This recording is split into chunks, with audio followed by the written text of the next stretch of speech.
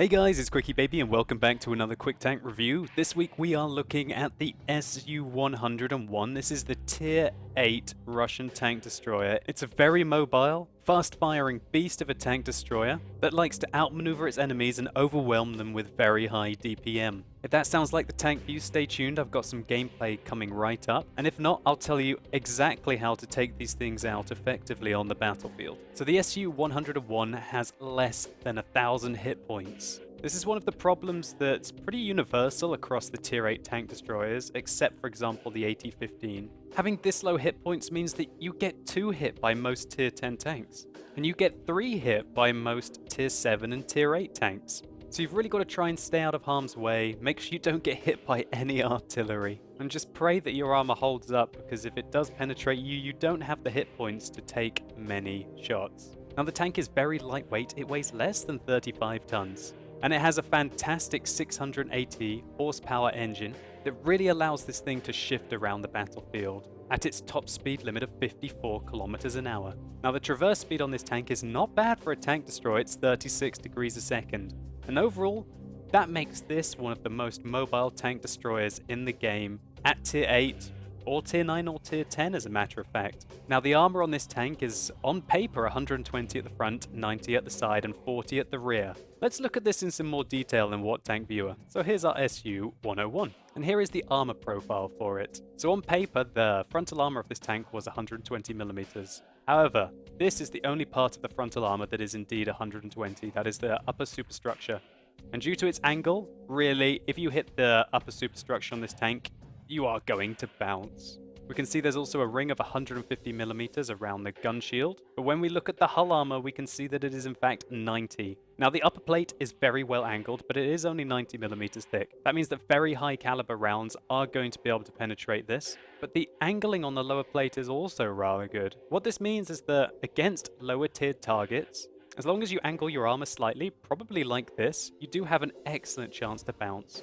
We can see a part here that lots of people do not pay attention to. It seems to be some viewports at the front of the tank. When we look at the collision, we can see this is 90mm at the front and is quite a nice flat surface to pinpoint if you're in a close quarters combat with this tank. And this is because this tank doesn't have any cupolas. There's no prominent weak points on the top of the tank. Now the side armor is 75mm along both sides of the tank, as you can see here, all the way from the front to the back of the hull. But it isn't angled, so if somebody does manage to plant one into your side here, then it's very likely to penetrate you. You do have 15mm of spaced armor here, which seems to be angled in, which means that if they do hit this small part of your tank, there is a fairly okay chance that the shot might be absorbed. If you're tanking in the SU-101, I suggest to angle your tank like this. That means that the 70mm of armor on the side is going to be very hard to penetrate, and if they hit the front of your tank, it's going to be a bounce. Between your shots, even though this tank does have a very good rate of fire, you want to be going forwards and backwards just to make sure that they hopefully miss and either hit your superstructure or they hit your frontal armor on the upper plate, which at this angle will likely bounce. And we can see the side armor here is 90mm, but it is very well angled, which gives the tank a good chance to bounce from the side. The rear of the tank is garbage though. We can see it's 40mm, and we can actually see there's a door here. This door on the back is actually 5mm less, which is a very interesting feature. Top of this tank is quite vulnerable to artillery. As we can see, it's 20mm on the top, and although quite a small target, the SU-101, if it does get hit by artillery, can quite easily be one shot. Now the gun shield on this tank is quite interesting. There are many different levels of spaced armor on the front. As we can see, there's 100 in a very unorthodox shape here. There's 115 here. And then just surrounding the gun, there's 170mm of spaced armor. Behind the spaced armor, we can see that there is basically nothing. In fact, it's 0mm directly behind the gun shield. But it is an irregular shape, almost a square with this extra side bit here, that you have to hit. What this means is that if you hit outside this square, i.e. in this location over here, or this location over here, it is very likely to bounce. Realistically, I would not recommend shooting these tanks in the gun, but if you have to, as long as you have a very high caliber gun or just extra high penetration, for example, on the Tier 9 or 10 medium tanks, then it might be an option for you. Still, in my opinion, finding the best angle on the front of the tank or on the side of the tank is going to be your best bet. So for all you prospective SU-101 drivers out there, you could be happy knowing that this tank has fairly troll kind of armor. It does pull off quite a few bounces, However, don't rely on it unless you really are top tier. So now we're going to look at the gun of this tank. Its top gun is 100mm, which fires 8.45 rounds a minute. That is very fast considering the alpha damage is 320. Now the penetration on this tank it's interesting. It's 219 with its standard rounds and 330 with its heat rounds. Having these heat rounds is really nice for being able to punch through the frontal armor of heavy tanks, even up to tier 10. And we can see that the accuracy on this tank is okay at 0.36. Now the aiming time, however, is fantastic at 2.1. This gun is comparable to, for example, the T-54. However, when mounted on the SU-101, it is just generally better. Now, when we compare this gun to, for example, the other Tier 8 Russian tank destroyer, they're completely worlds apart. The 152mm on the ISU-152 obviously has the alpha damage advantage, it has the penetration advantage, but it's much less accurate and its aim time is horrific in comparison. However, when you consider that the alpha damage is so high, that aiming time is sort of mitigated. The real place that you don't want to have bad aim time is, for example, on the IS-3, which has 3.4 second aim time as far as I'm aware. But because of its 390 alpha damage and medium kind of rate of fire, that means the aim time, you really can feel it. Because effectively, the more you have to shoot, the more you have to aim. So lower alpha damage guns, which generally have much higher rate of fires, need to be using that aim time more often. Let's have a quick look in tank compare between the two tanks at tier 8 of the Russian tank destroyer tree. So here we have the SU-101 on the left and the ISU-152 on the right. The hit point advantage is, well, for the ISU-152, but only by 20, it's negligible. The speed limit is thoroughly in the hands of the SU-101, and also the speed limit back is significantly higher. Now the weight difference is substantial, which means that you really shouldn't be ramming anything in the SU-101 unless it literally is a light tank, and you guys can take advantage of that fact, especially if you're in the heavier mediums, such as the E-50, Panther II, or even tanks such as the A-44. Now we've discussed the armor differences in depth.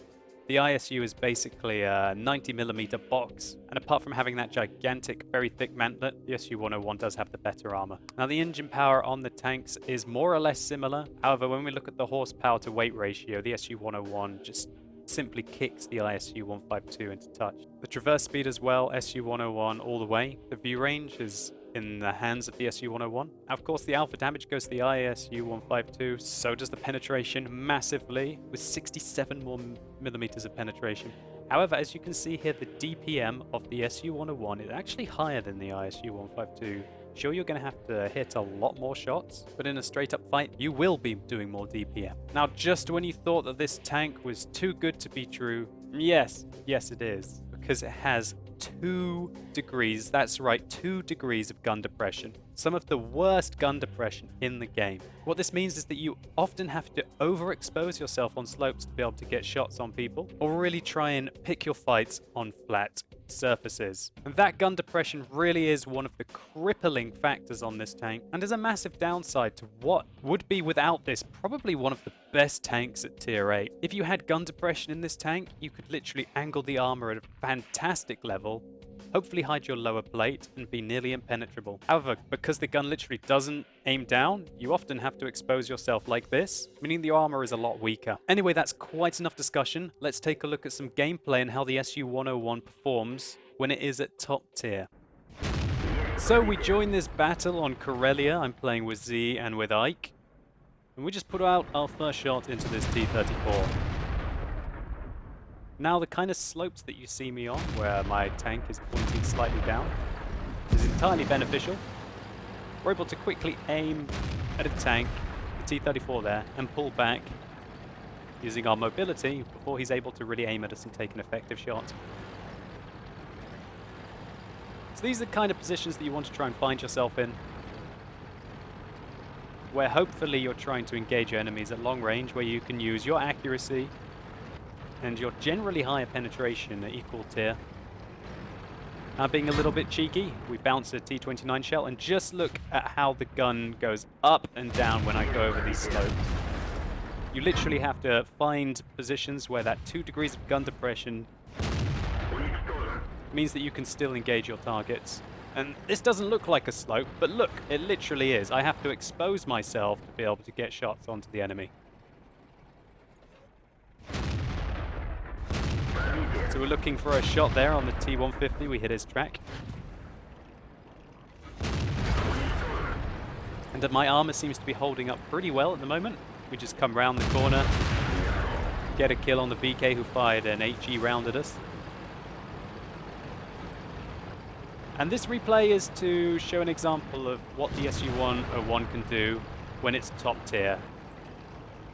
And it can play aggressively and use its speed limit to engage its enemies quite quickly.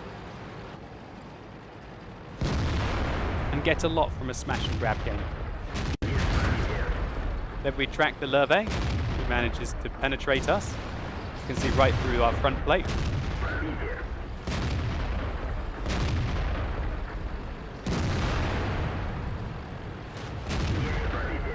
We do a drive-by on the KV-1S. And then go to finish him off, but Ike is just a little too quick for us. Okay, so we see a GW Panther. This is to give you an idea of the aim time. Which, if I was in an ISU-152, I would have most likely not been able to get that kill. Would have had to have fired it very clutch indeed. So here you can see the SU-101 is a very fast tank. We're progressing along this slope at 40 till we stop. Unfortunately, we bounced on the IS there. But just check out this engine power. It's more like a medium tank, which allows us to chase him down and finish him off. And wow, this game was absolutely brutal. It's really just to show you that when top tier, the SU-101 can take a lot of punishment. And it's also to show you that its mobility allows it to clean up really well at the end of games. There's nothing more frustrating than being in, for example, the Mouse or the T-95, or even, to a lesser extent, the ISU-152, that isn't able to bomb it down slopes at 60. It doesn't have great track traverse that allows it to bomb it around like a medium tank.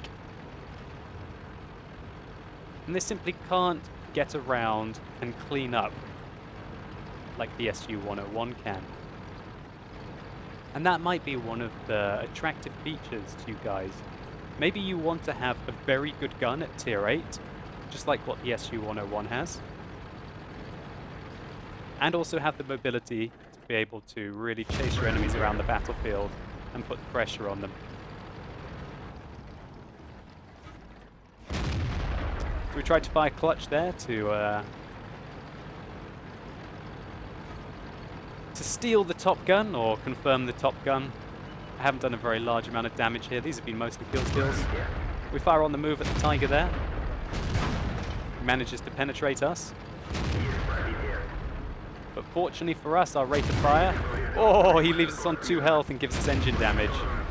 And that, let me just pause it here for a second, is something that I forgot to mention in the garage. Unfortunately for the SU-101, the engine is literally at the front of the tank.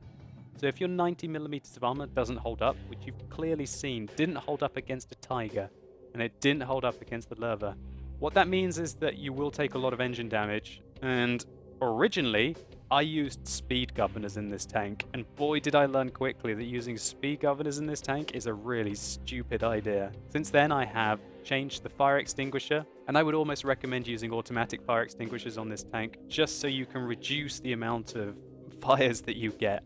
If you do have a lot of crew skills, I would also suggest to get preventative maintenance in this tank. A lot like the A44 as an example. It will mean that you take a hell of a lot less engine damage, and that will help you in the long run. Anyway, let's take a quick look at the post-game stats, see how we did. So that was what I would class as smash and grab game, aka where your team is overwhelmingly better than the enemy team, and you really want to just get as much out of it as quickly as possible. And the SU-101 is one of the best tanks for doing just that. This was a triple. We got nearly 6,000 experience for our triple, which was enough to get the mastery badge in the SU-101. We did 3,500 damage and confirmed the top gun at the end, and we took 7 hits, giving us a potential damage received of 1,850. We were left on 2 hit points at the end, and we also had engine damage. This might give you guys an indication of just how good the armor is on the SU-101, and just how brutal it is to only have 1,000 hit points. Even in these top tier games when we had lots of tier 7s and tier 6s shooting at us, we barely took double our hit points in potential damage. Still, I got to show you just how quickly we could travel 2.5 kilometers and chase down all of that lovely base experience. Now I'm going to show you a replay that emphasizes the difference between the ISU-152 in its alpha damage and the SU-101 with its 100mm. So here we go, we're playing in the SU-101 on Sand River. There are some tier 9 tanks against us. And here we see an IS-8 going after Ferdinand. So we failed to penetrate the IS-8 there with our first shot. It wasn't very well aimed. Now we're able to take his track off and really lock him down for the Ferdinand. The IS-8 repairs his track. We put another shot into it. Just note the rate of fire on this absolute beast. Put another shot into him, and I think I have the finishing shot. However, he's not interested. I'm waiting for him to reverse. Doesn't look like he wants to. Still waiting for him to reverse. He has disappeared now. We put one more into him and then we decide, okay, let's go down to finish him off. Just check out the mobility of the SU-101. It's more like a light tank or a medium tank in these kind of situations. And although he puts a very meaty shot into us, let's just take a look where that one went in. Yeah, right in the middle of the front plate. So, here's a good example of the 2 degrees of gun depression. Look just how much I have to expose myself. Unfortunately, the .36 accuracy there really does show itself. But this is a game that really wants to just show you how this gun fires at medium to long ranges. We missed the Super Pershing there, and we get penetrated by him. Because we're really having to expose most of our frontal armor. We miss him again. I'm really not having very much luck trying to engage those enemies at medium to long ranges. And as we can see, my armor really didn't hold up. The Super Pershing was able to take my lower plate. However, it'd be much better if we were to use the IS-8 to get shots on the enemy. So I decided that position is not very effective and I'm not going to be getting many more shots on those guys. So I relocate over to here, keeping an eye to make sure I'm not about to get shot in the side. To be able to get some flanking shots off here.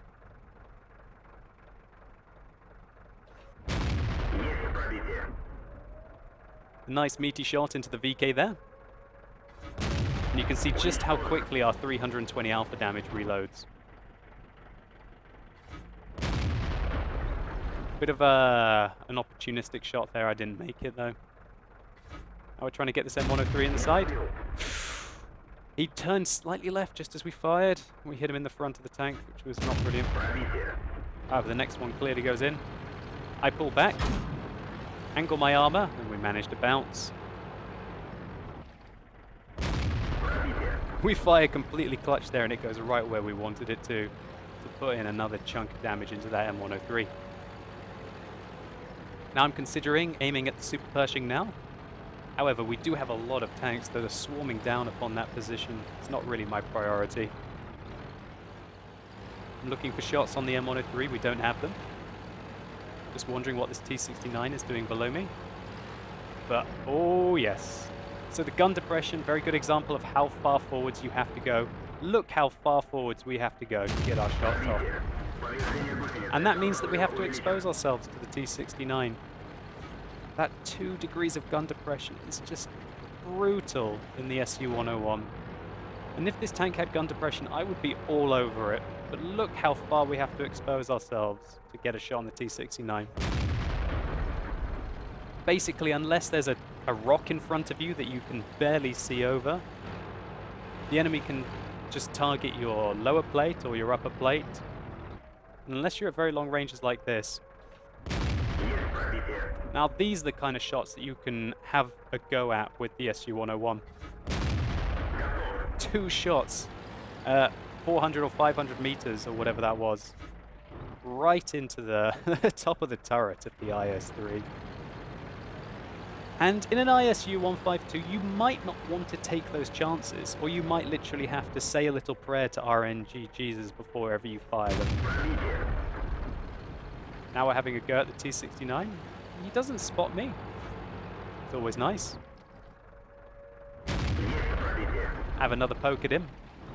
And just to highlight again, that because of the rate of fire, I'm far more happy to take my chances in the SU-101. We can see that we actually managed to use our frontal armor to bounce a shot there because it was well angled. Always reverse at an angle, just as you would do in an ISU. Always angle your armor when you're about to take fire in the SU-101.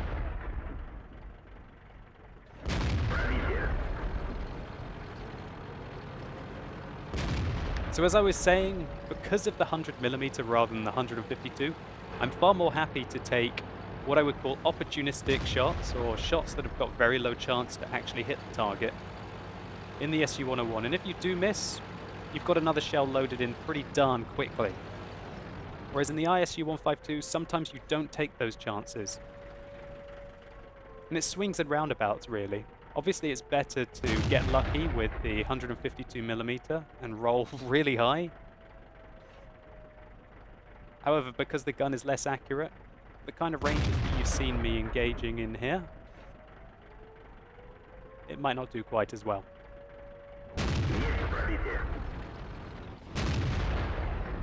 So we've got one more shot to make on this M103, and there we go, right into his back. And that was quite a nice little example of what the SU-101 can do if it takes its pole position and just starts to dominate the map from there. This replay was to really show you the gun performance of the 100mm. Let's take a look at the post-game stats. So this was recorded during a 5x event and we got 10,875 experience for it. We finished top on damage doing just shy of 5,000 and we got 1,450 base experience. We managed to get 56 base defense points. There was never really that much pressure on the cap. We fired 25, hit 21, penetrated 18. And considering the chances, the sort of the low probability shots that we were making, that gives you an idea of what you can do with this .36 accuracy. Now let's take a look at our final gameplay, how the SU-101 fares against Tier 9 and Tier 10 tanks. So here we go, we're playing in the SU-101. This is a 47%er against Tier 9 and Tier 10 tanks. Well, at least half the team is Tier 9 and Tier 10, and we can see that the enemy do actually have some very skilled players in their Tier 10s. So, the SU-101 really cannot take hits from any of the enemy tanks. There are very few that we can really engage successfully with our armor. However, we can use our top speed to get into an advantageous position, and I quite often like to use binoculars and bushes with the SU-101 to get a large amount of spotting damage. Here we go, we've lit up these targets. We take a shot at the T-32 knowing I will be spotted. I pull back. I wait for a few seconds until everyone has been unspotted, which means that I won't be seen anymore, and then go back into the bush. Now fortunately for me, my 2 degrees of gun depression is not an inhibiting factor about this location. We can see our Jagdtiger down there. Our next victim, hopefully. Looks like he's stopping in the correct position, however. If he was to come forwards, we would have had some good shots on him. And in these kind of high-tier games, and even in any game really, I really recommend that you use the SU-100 as sort of like a forward scout. The kind of position that you see me in here, I know that I'm pretty safe in the bushes, and I've got 380 meters view range base, and then when we have our crew skills and our binoculars on top of that, we do have very high view range, almost up to the spotting max of 445. So I'm really just looking for the shots here. I'm going to see how this game develops. I wanted to show you a complete replay after the previous 2 were really rather quick ones. And there we can go. We spotted that AMX 5120 at about 445 meters, right at the cusp of our view range. We take a shot at him, and then everyone else does. And we don't even get spotted when we fire. Lovely. I rolled for 385, which is right at the top of this gun for its rolling. Its average is 320. And we just lapped up all of that spotting on that Tier 9 heavy tank.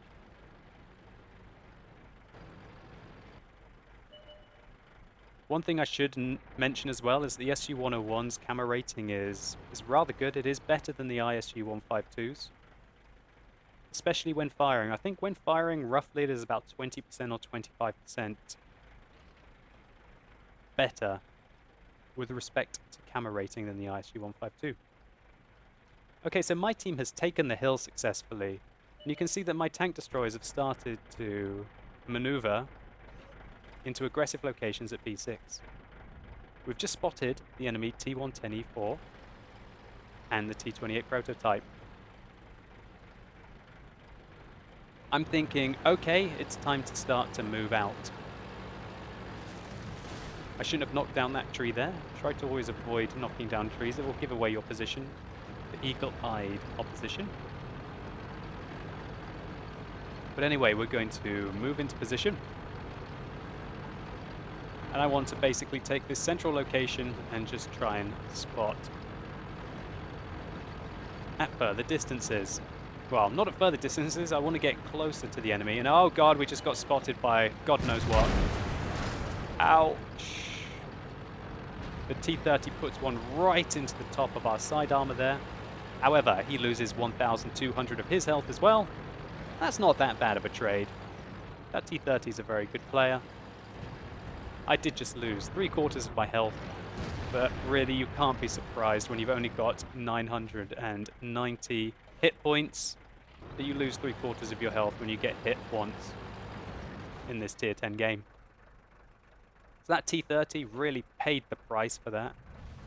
He did 75% damage to me, but he lost his entire life. And that's not a bad trade. And this forward position here on Malinovka is quite aggressive. Now we've spotted that the T-110E5 and the E4 is now down on the other flank. What that means is that really, apart from the Waffenträger, they don't have any really dangerous tanks over here. But I'm just remaining calm, considering I'm on such low hit points. I really feel that there's no use in me being adversely aggressive here.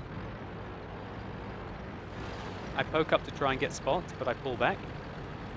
And I got spotted for it as well. That tiny little poke got me spotted. So our team is slightly behind by 2 tanks here. It's a pretty close game. It's what you would expect from a 47%er where the enemy skilled players are in their top tier tanks. Here we can see the E4 is aggressively pushing over the west with the E5. Now this is payday in the SU-101. Put a great shot there into the Waffenträger. And thanks to our great rate of fire, we're able to secure the kill and put in a second shot. Now, just to think about that for a second, obviously the rate of fire on this tank is wonderful. I would have probably done 750 on average with my first shot in the ISU. And we fired clutch there against the T-110. We tracked him dead. Unfortunately, that .36 accuracy shows its ugly head and our shot misses. So we're unable to get some of that tasty experience on the T-110E5 there. So we spotted an ISU. Fire blind at him. I'm not sure if he hit him. Oh, there's a T-28 there as well. We look for a shot on him as well. We can't make it. And this is really touch and go. The enemy are ahead by 3 tanks. What I'm thinking right now is really we've just got to try and finish the people to the west. And then we've got to we've got to finish the people to the east and then try and deal with the fact that there are people on the west. Considering the ISU is on lower health now, it looks like I might have hit him. And we finish off our tier 8 counterpart there. So I'm just looking for a shot on this IS-3. I know I can't shoot behind the dead Tiger 2 there, so I'm aiming to the right of the Tiger 2. There's a Tiger 2 here, so I've got my gun cursor just pointed to the right of the Tiger 2 so I can know where my next shot will be. I decided that T-28 is not much of a threat, and I'm far more worried about the fact that there is an E4 and possibly a T-28 prototype and a T-34 too that will be coming up the west. So I considered just going straight across, and then I think that that will be a bad idea because I will get isolated. So what I'm thinking is, let's get up on the hill, let's use our view range again, and just create that second angle on the enemy.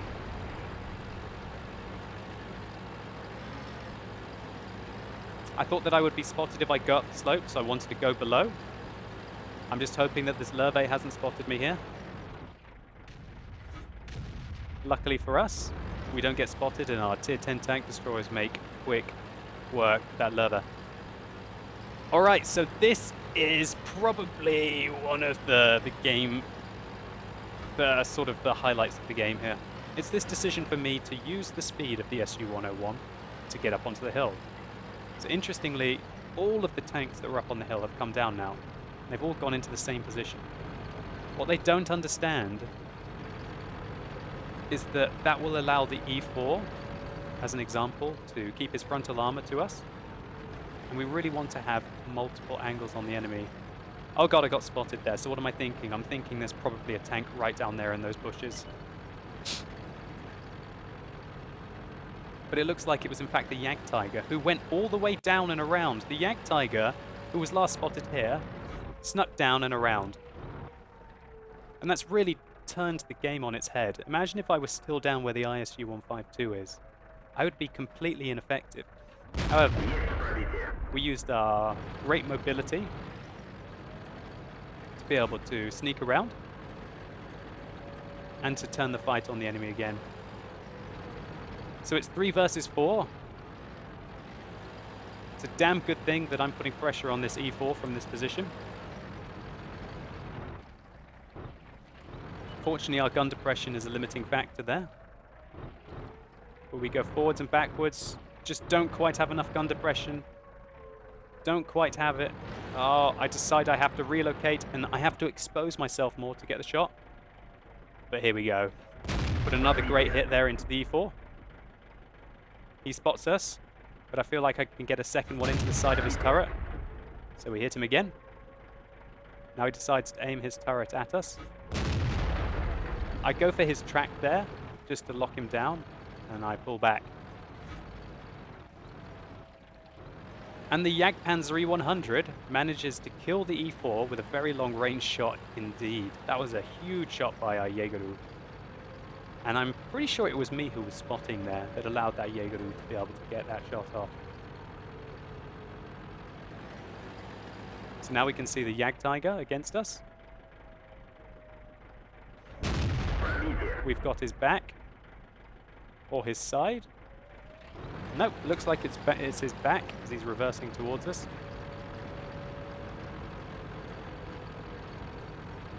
And just look at how fast the SU-101 can relocate.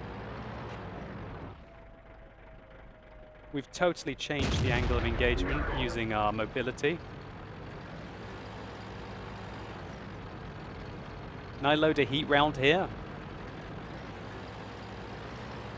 Because really the superstructure of the IS-3 is not a viable target without the heat rounds. We managed to sneak into a bush, catch the Jagdtiger completely out in the open, who was going for us. He was thinking that we were still up on the hill. We would have had a nice shot into his side there. But the Jägeru managed to take him out. So I feel that this replay was a textbook example of how the SU-101 should approach a tier 10 game.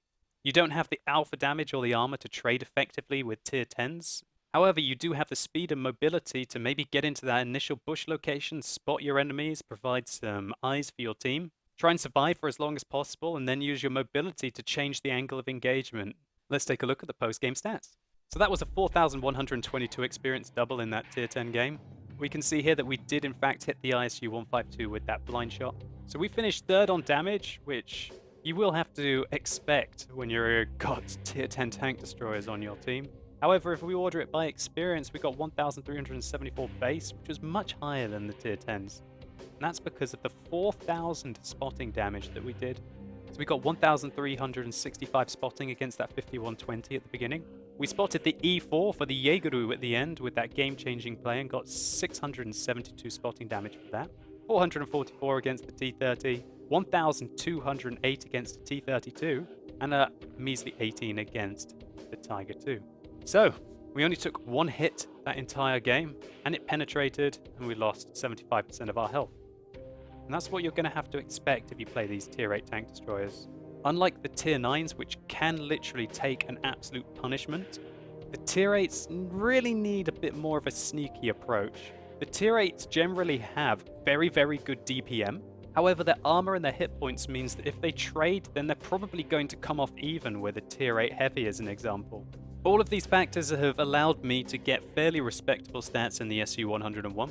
My win ratio is fairly high, probably because I play this tank mostly in platoons. We do average 1.5 kills a game and just shy of 2,000 damage a game. When we compare this to the ISU-152 as an example, I averaged 2,600 damage a game in the ISU-152. However, I get less overall experience. I also average over 2 kills a game in the ISU-152. And what that probably is because in the SU-101 I do a lot more spotting. On average, I spot 2 enemies a game in the SU-101, whereas in the ISU-152 it's half of that. Whereas the ISU-152 is probably undoubtedly the better trader, and the better tank for just sheer brutality, just coming out and just almost completely taking out tanks with its 750 alpha damage. However, the SU-101, I do get a hell of a lot more spotting damage due to the mobility and the sneaky nature of the tank. And so that might be why my win ratio is actually better in the SU-101 than the ISU-152. Allowing your team to do more damage is just as important as doing the damage yourself. And that's something that the SU-101 can do effectively. Now, personally, I'm not too keen on the SU-101. Now, I think it's a great tank, and I fully recommend it, and it can have some fantastic achievements in the game. However, I just don't think it's quite the tank for me. If I want to play that scouting role, I'd rather play a medium tank. If I want to play that tank destroyer role, I'd probably rather play the ISU-152. The SU-101 feels more like a niche tank that will appeal to the people for the attributes that I've discussed, really. If you want a highly mobile tank that still has very high DPM and uses its mobility to sort of out-sneak its opponents, then that's going to be the tank for you. However, for me personally, that's not quite the gameplay that I'm into. And when I combine this with the 2 degrees of gun depression in the SU-101, which really, it just frustrates me so much. It's probably one of the reasons why I won't be keeping this tank, but I still fully recommend it. Anyway guys, I hope you've enjoyed this review. If you have, please consider rating it down below, and let me know what you think about the SU-101 in the comments. Have you been able to make it work? Do you agree or disagree with the things I've been saying in this video? Let me know what you think. As always guys, thank you so much for watching, you've been epic, and hopefully I'll see you soon.